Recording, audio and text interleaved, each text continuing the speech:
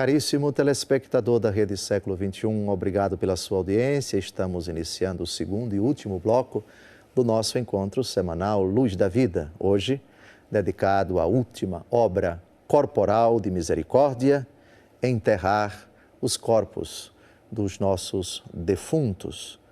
Uma atitude, uma iniciativa, um costume tão antigo quanto a própria humanidade.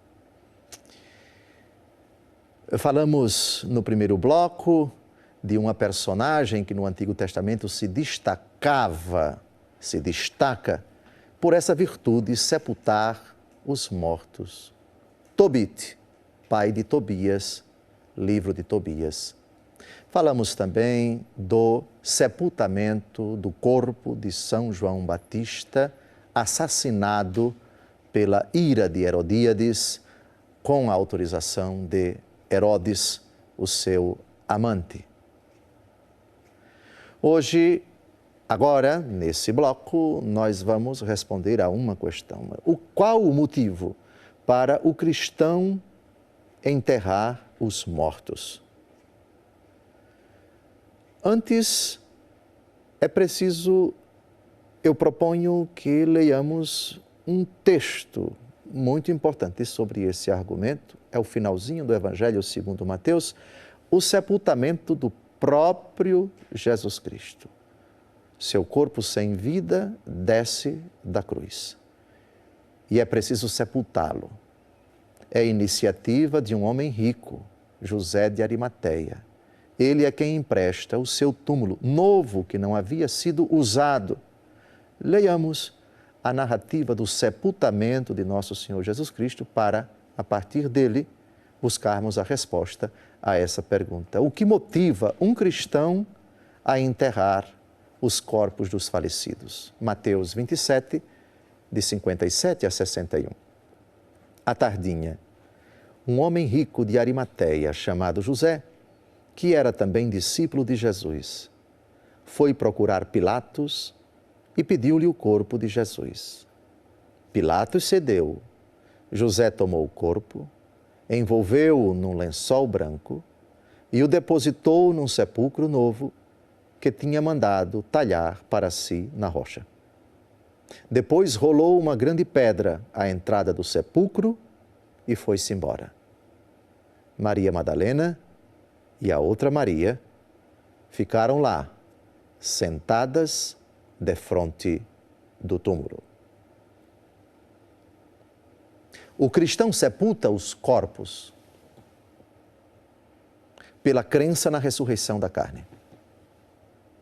Se aquele corpo foi batizado, se aquela pessoa cujo corpo sem vida está ali foi batizada, aquele corpo foi templo do Espírito Santo. Os corpos, nós cremos, ressuscitarão, uns para a ignomínia eterna, outros para a felicidade sem fim. É a profecia de Daniel, no capítulo 12, quem afirma isto. No fim dos tempos, todos ressuscitaremos, para a glória ou para a condenação. Eis por que sepultamos os corpos dos falecidos.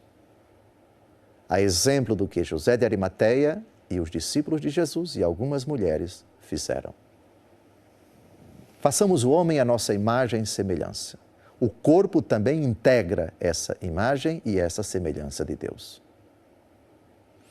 Ordinariamente, o sepultamento, na história da humanidade, é inserido num rito.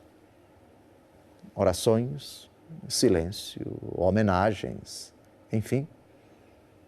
Esses ritos variam de acordo com o tempo, de acordo com o lugar, de acordo com as convicções religiosas, os costumes, as tradições das pessoas, dos povos, das famílias, do ambiente. No Antigo Testamento, esse costume também se manifesta, a crença de que Israel tem a convicção de que os corpos procederam de Deus e que aquele que disse, lembra-te que és pó e ao pó haverás de voltar, ordinariamente esses corpos são colocados debaixo da terra.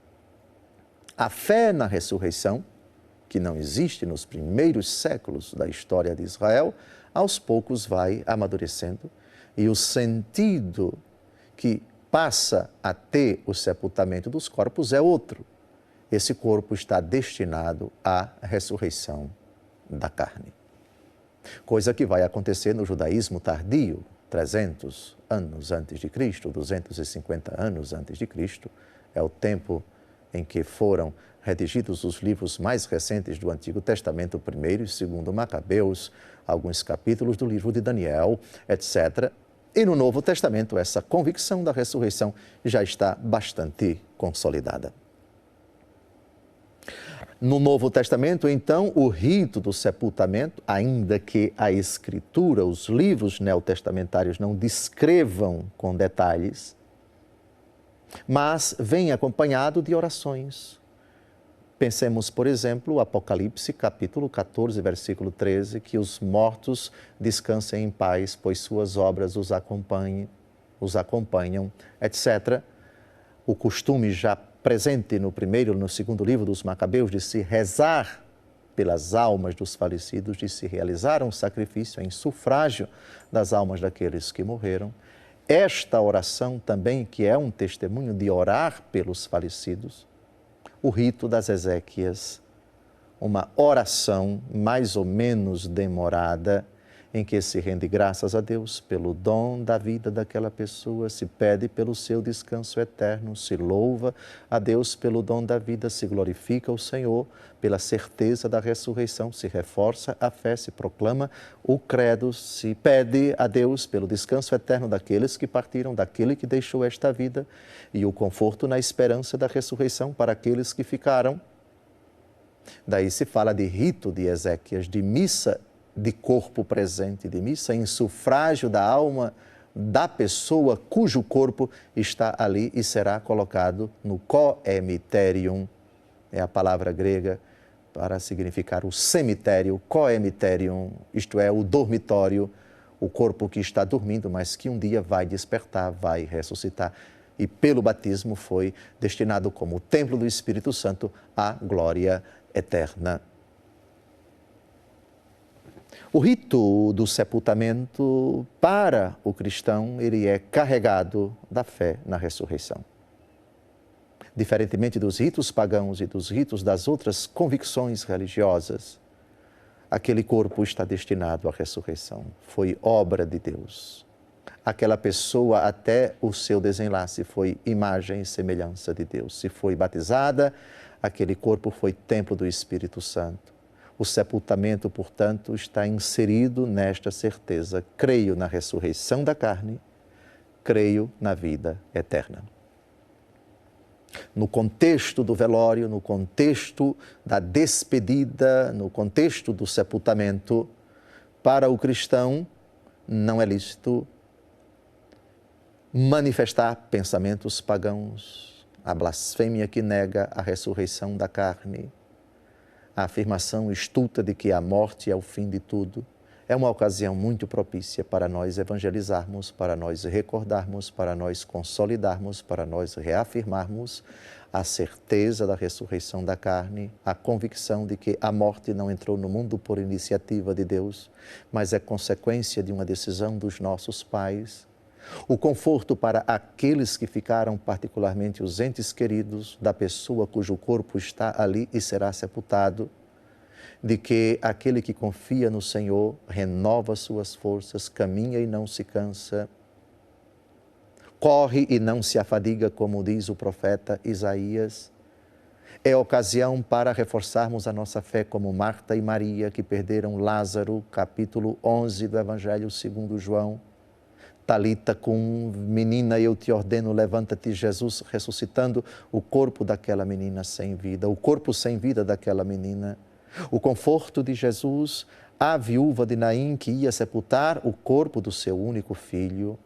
Não chores, Jesus toca o corpo e ele ressuscita. O próprio corpo de nosso Senhor Jesus Cristo colocado com tanta piedade no túmulo que ao terceiro dia vai ressuscitar.